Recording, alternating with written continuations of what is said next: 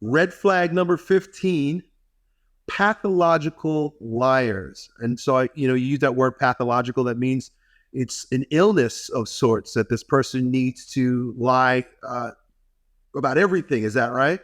Yeah, I mean, pathological liars are so dangerous, Elliot, because I mean, look, if you're going to invite a woman into your life, again, girlfriend, wife, children, whatever path you happen to choose, you want a woman that you can trust, that you can rely on, that you can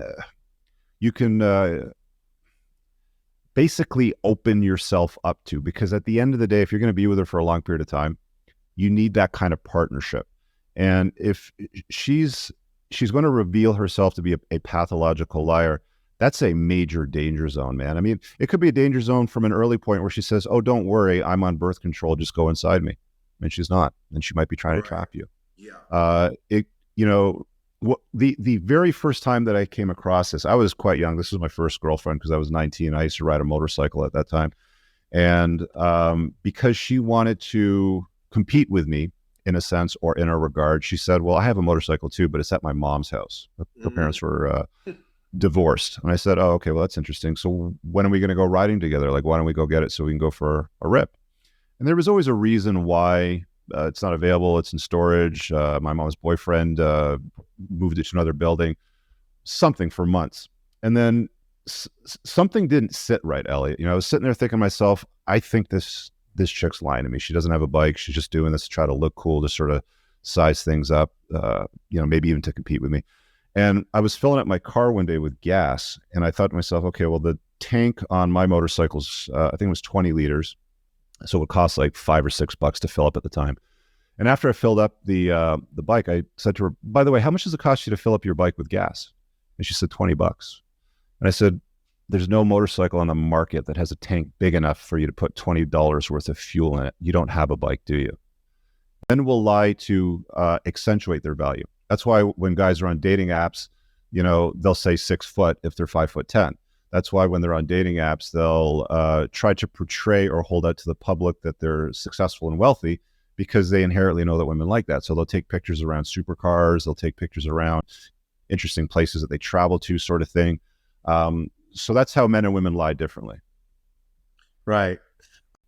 And that's dangerous because you have children with a woman that's got baby rabies. She's only using you for your seed. She doesn't need you. She's a strong, independent woman, generally speaking. She's a boss girl.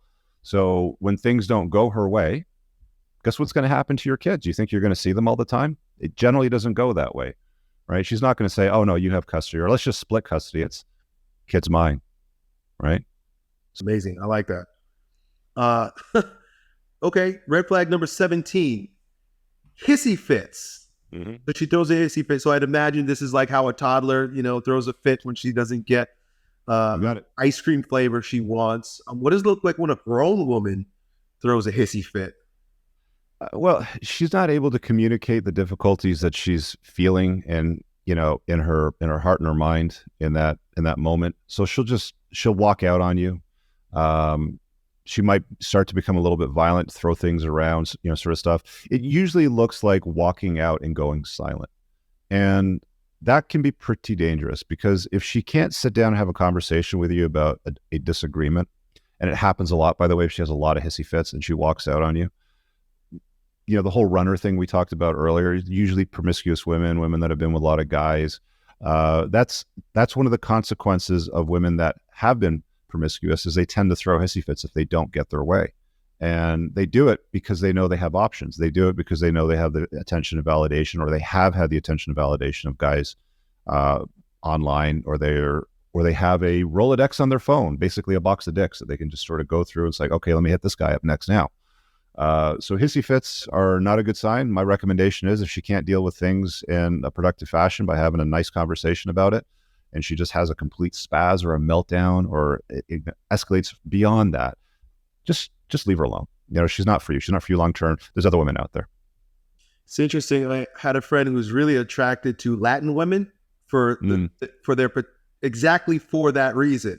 because they're He's like, I look, spicy. yeah. He says they're spicy, and I've watched her go bananas, and I'm like, Yep. why would you want that? And it seems like some guys, I don't know what it is, but they're attracted to this spiciness.